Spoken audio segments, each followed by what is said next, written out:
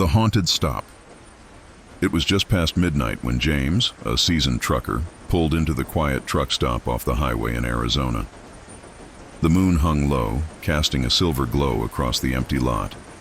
He was tired, and after driving for hours through the desert, he was looking forward to a brief rest.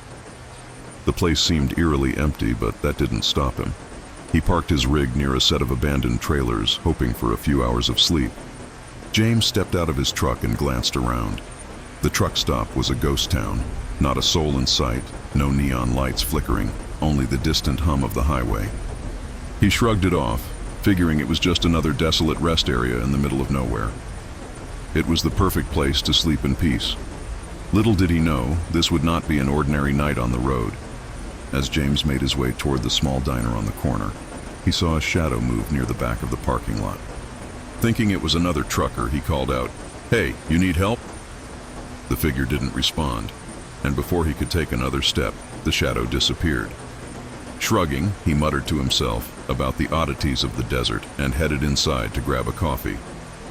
The inside of the diner was quiet, almost too quiet. The usual hum of chatter from fellow truckers was missing.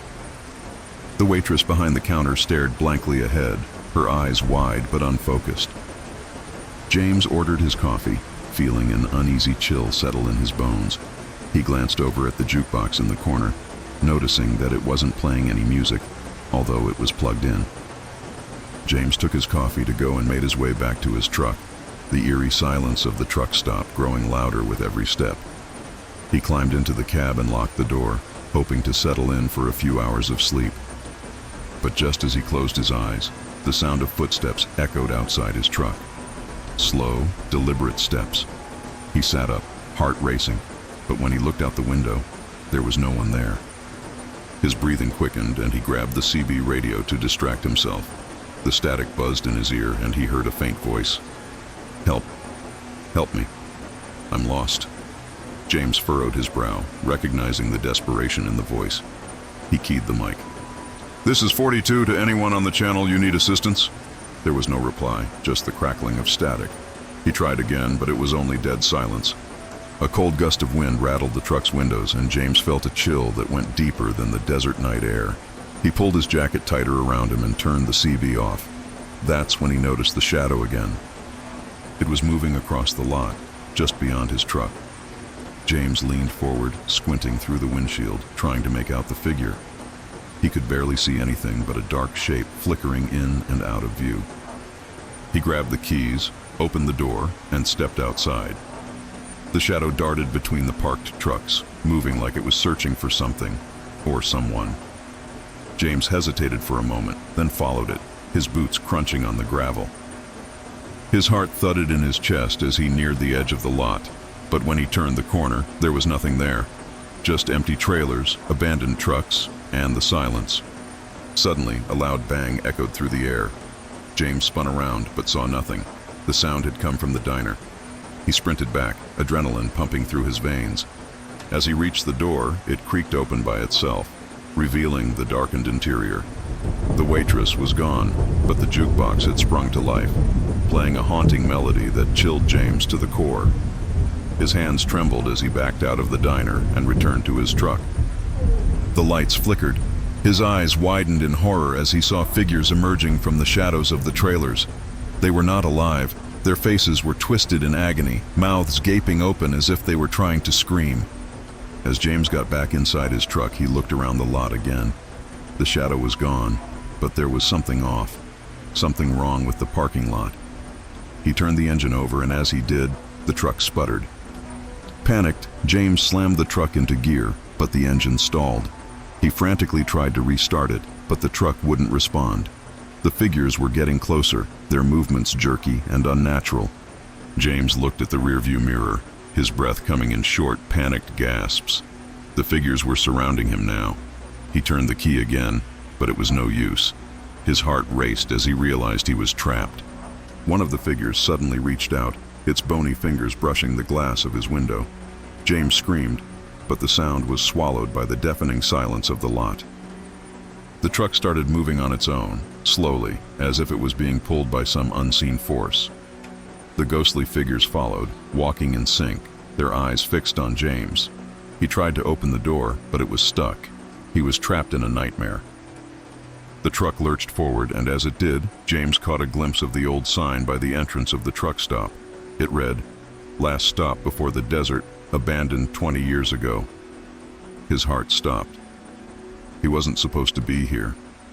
This truck stop, this place, had been closed off after a string of disappearances years ago. He had unknowingly driven into a place where the dead still wandered, where the lost never found their way out. The truck stopped suddenly, and the figures closed in on him. The cold air grew thicker, almost suffocating. James's vision blurred, and as he looked into the eyes of the ghostly figure at his window, he saw the face of a man who had been here before, another trucker, lost in the same nightmare. The last thing he heard was the crackle of the radio, now repeating the same words, "Help me, I'm lost." James never made it out of the truck stop. His truck was found abandoned the next morning, but there was no sign of him.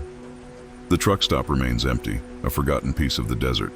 But sometimes, late at night, truckers passing through hear whispers on their radios and shadows moving in the parking lot. No one stops there anymore. The damned load. It was a cold morning when Ethan, a seasoned trucker from Wyoming, accepted an unusual delivery request.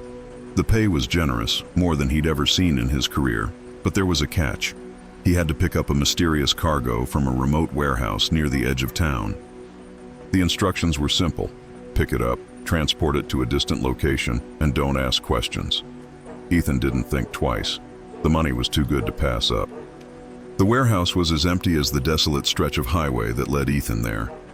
The only sound was the wind rattling through the skeletal remains of old barns nearby.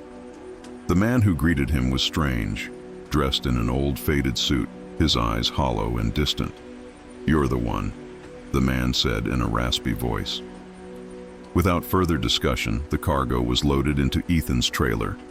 He didn't know what was inside, and for now, he didn't care. But his unease started to grow. As Ethan pulled out of the warehouse, the air around him seemed to change. The wind picked up, and a strange, almost oppressive heat hung in the air. It felt like something was watching him from the shadows. As he turned onto the highway, he noticed that the truck was oddly sluggish, as though the weight of the cargo was heavier than it should be. He checked the rearview mirror but saw nothing unusual, just the long stretch of empty road ahead. An hour into his drive, Ethan's CB radio crackled to life. A voice, distorted and weak, echoed through the static. "Get away! It's not safe!" He quickly reached for the dial, but the voice faded into more static. His pulse quickened. Was it someone else on the road? He scanned the surroundings, but the vast, barren landscape showed no signs of life. The voice didn't sound like a normal radio transmission. It felt too real and too desperate. Ethan tried to shake the uneasy feeling, but the truck was getting harder to control. The cargo in the trailer seemed to grow heavier with every mile. He could feel the strain in the engine, and the road felt more treacherous, winding and narrow. As night fell, a thick fog rolled in, blurring his vision. The lights on his truck flickered, and for a moment, everything went pitch black. Panic gripped him as he fought to keep the rig on course. When the lights came back on, Ethan was shocked to see a figure standing at the side of the road. It was a man, or something that resembled a man, but his face was pale and twisted. The figure raised its arm, pointing directly at Ethan. He slammed on the brakes, but the truck wouldn't stop. It felt like someone, was forcing him to keep driving.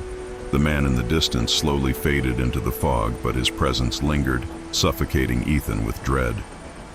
By the time the truck came to a halt, Ethan was in the middle of nowhere. The road ahead was completely unfamiliar. He checked his GPS, but it had gone completely blank. The fog seemed to grow thicker, wrapping around the truck like a living thing. As he looked around, his heart sank. There was no sign of the highway, no landmarks, nothing but endless white mist. He couldn't remember when he had taken a wrong turn, or if he had even turned at all.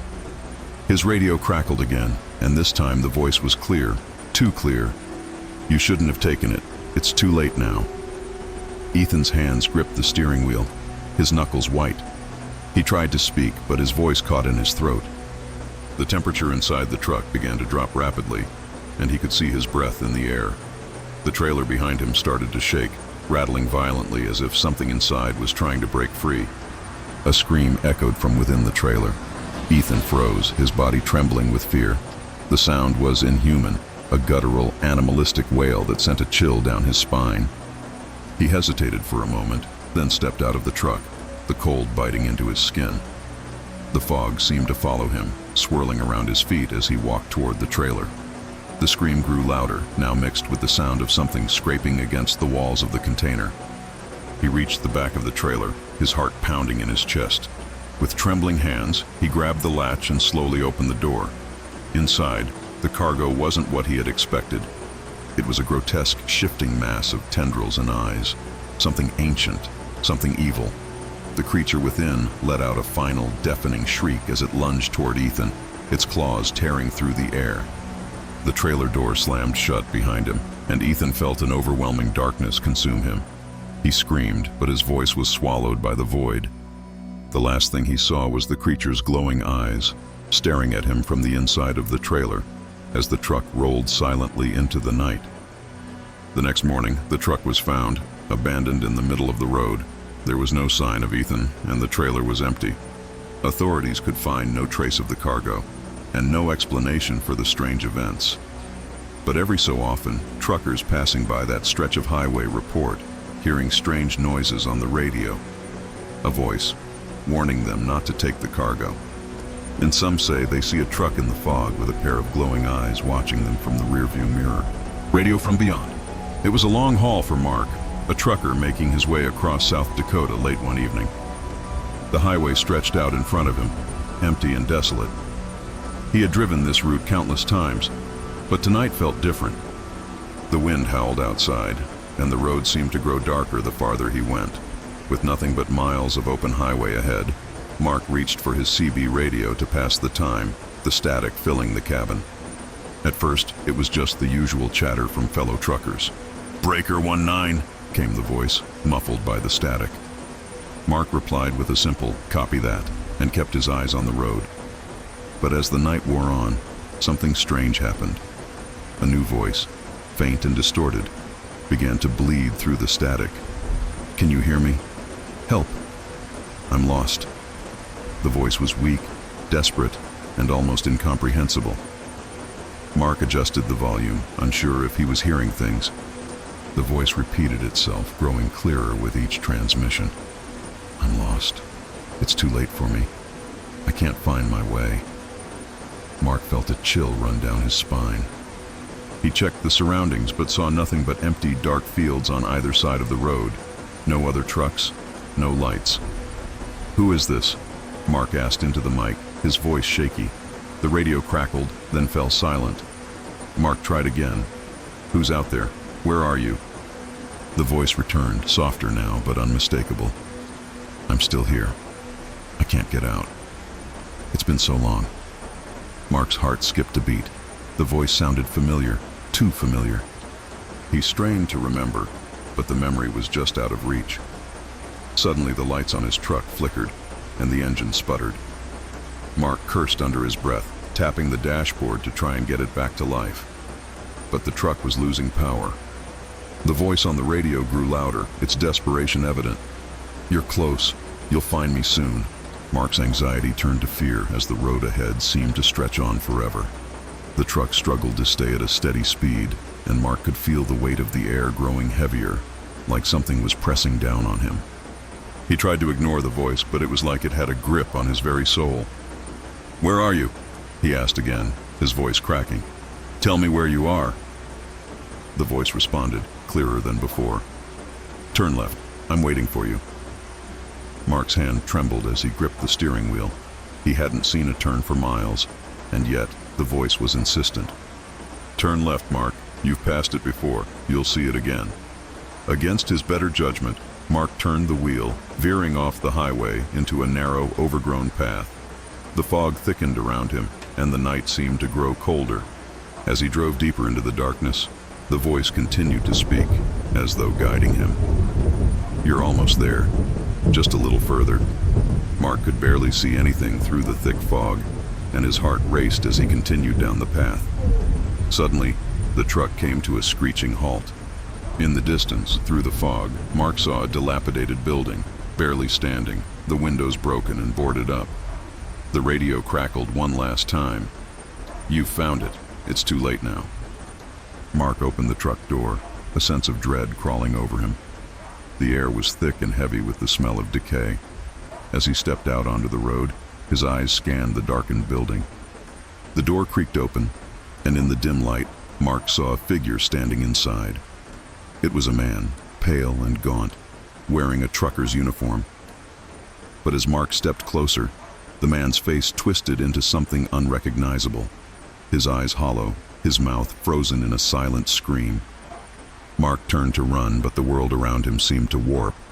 The fog closed in, swallowing him whole. The radio crackled one final time, but this time it wasn't the same voice. It was Mark's own voice, distorted and faint. "I'm lost. I can't find my way." The last thing Mark felt was the cold grip of the fog, pulling him into the darkness. The next day, Mark's truck was found on the side of the road, its engine still running, but there was no sign of him. His radio, however, was still transmitting. Occasionally, truckers passing through hear a faint voice on the static, lost and calling out for help. And some swear that, late at night, if you listen carefully, you can hear the sound of footsteps echoing through the fog.